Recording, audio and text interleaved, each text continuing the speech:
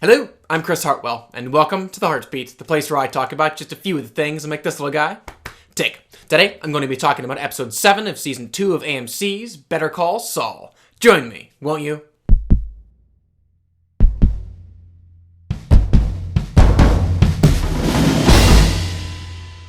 So, after a couple weeks of pretty evenly sharing the spotlight with Mike, Kim, and Chuck, if not slightly fading back into the shadows, all of the focus is returned to our title character on this week's episode titled Inflated, which obviously references the dancing inflated men that spin around, which not only inspired Jimmy this week, but also gave us a deeper insight into who he is and also how he sees himself, because you just look at them and they're stupid. They're these seemingly useless things that just blow hot air and flail around in the wind in this sort of obnoxious way, and yet they're also mesmerizing, these things that you just can't take your eyes off of. So no, deep down, Jimmy's not some flailing, brainless man full of hot air, and yet what he realized this week was, to get what he wanted, that's exactly what he had to look like, and at the same time, someone that he saw to be flailing and perhaps just a little bit brainless was his father, who really came to life for me in a couple of particular lines, like when Jimmy's trying to explain to him that this grifter was here to con him, and all he can say in response is, "Grifter? Where did you learn that?" I thought, too, the writers really chose a great age for Jimmy to have had that experience, because if you're told at age 7 or 8 that there are two types of people in the world, sheep and wolves, and you have to choose which you're going to be, those sort of experiences stick with you, especially when it comes from someone you deem intelligent, even if you also deem them repulsive. And, of course, as we've seen, Jimmy does choose to become a wolf, which in this week's flashback actually really reminded me of the character of Sawyer from Lost, who also followed in the footsteps of the man who conned his father. And for both Jimmy and Sawyer, their imitation of those men didn't initially anyways come from a place of hate, but actually from a place of love. Jimmy doesn't start out despising his father, he starts out loving him and seeking his good, attempting to defend the helpless man from others and from himself. Which is just so true to reality, because so rarely people start down paths thinking, ooh, this is evil. They so often start down them thinking, I'm doing a great deal of good. And to that point, it's actually interesting to note whose money Jimmy first stole. The grifters. So in his mind, he may have even justified the theft because it was that man's money. And even more than that, we've seen time and again that for Jimmy, it's not really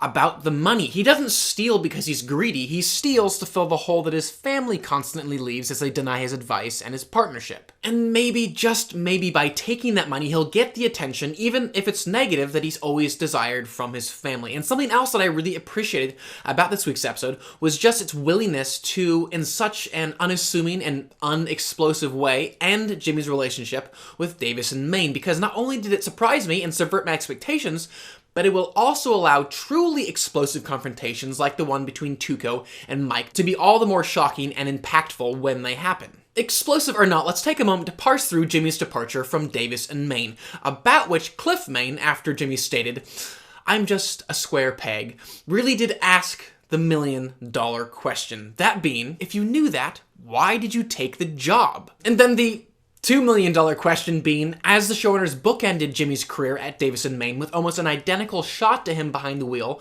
looking rather pleased with himself and his newfound objective, was the experience at the law firm a complete waste of time for both him and for the show? Or did it teach him something new about himself and those around him? And though those shots that I just described were identical, I would argue that the person in them, that being Jimmy, has indeed changed. Obviously, as we saw this week, because of that job, he picked up his iconic, colorful suits, which was a pretty brilliant reveal. But what's even more interesting is, though he intended those wacky suits to only ever lead to termination from Davis and Maine, there was a specific moment where a client genuinely complimented Jimmy on the look. A compliment that I really don't think our hero will be forgetting anytime soon. And as a side note, one of the other things that I really appreciated about the appearance of the suits is they provided a look at another one of the iconic Saul elements, but again in a different context, where they were neither fully formed nor used for the same reasons as they were on Breaking Bad. It's just very engaging the way this show so deliberately and methodically, one little eruption at a time, creates Saul Goodman, as opposed to one massive explosion at the show's finale, where in one fell swoop,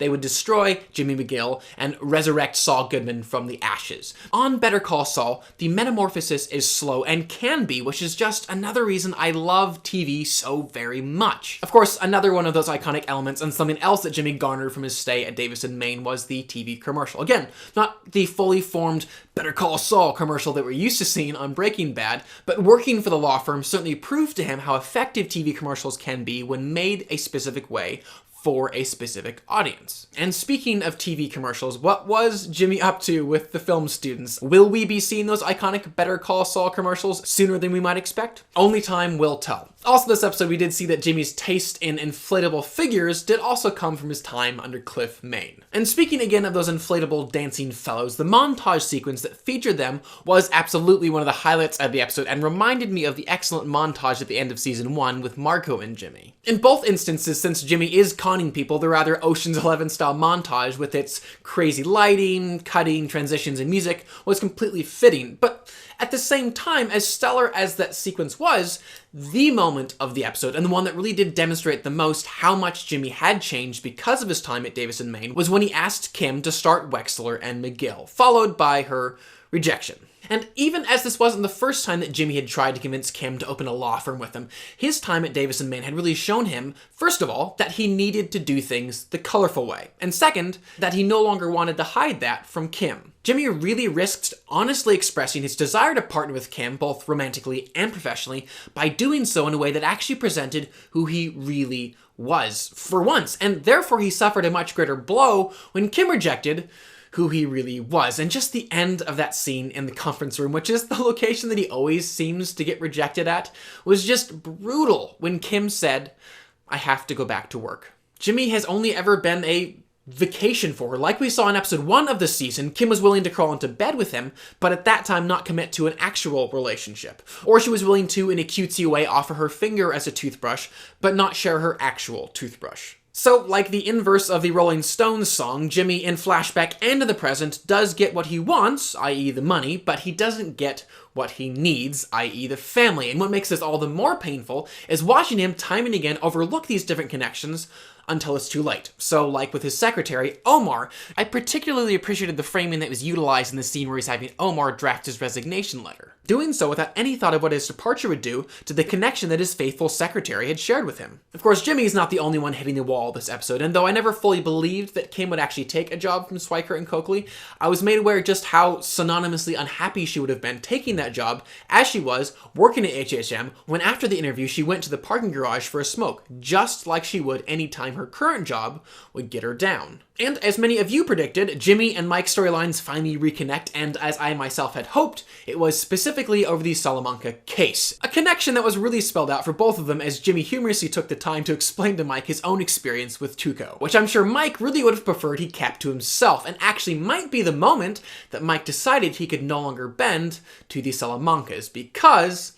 that's what Jimmy did, and he really doesn't want to equate himself with this sleazeball lawyer, which is rather ironic considering both men really are motivated by a desire to either create or hold together family. And speaking of that, I really liked the scene between Mike and Stacy. As happy as things were, you could hear faintly outside someone cutting their grass, and that lawnmower sound reminded us that the cousins and the threat they still pose is never far from Mike's mind. And I am rather terrified to discover why exactly Mike is stalking the Salamancas once again. And I really am curious too with the flashback in this episode journeying into the past as far as it did, when else and where else will these flashbacks take us? I say bring on the moment that Chuck developed his allergy to electricity. And let's totally see why Kim came out to New Mexico. Well, those are my thoughts anyways on this week's episode of Better Call Saul. Thank you so much for watching, guys, and also just thank you so much for engaging the ways that you have in weeks past. I really have appreciated your comments. It's been really fun to theorize with you guys and talk about what might happen next. Definitely just continue to do that. Also, please do subscribe. I'm going to continue to review films and television on this channel, and I would love for you all to stay up to date on all of those things. But for now, I'm Chris Hartwell. This is The Heartbeat. Thank you for joining me.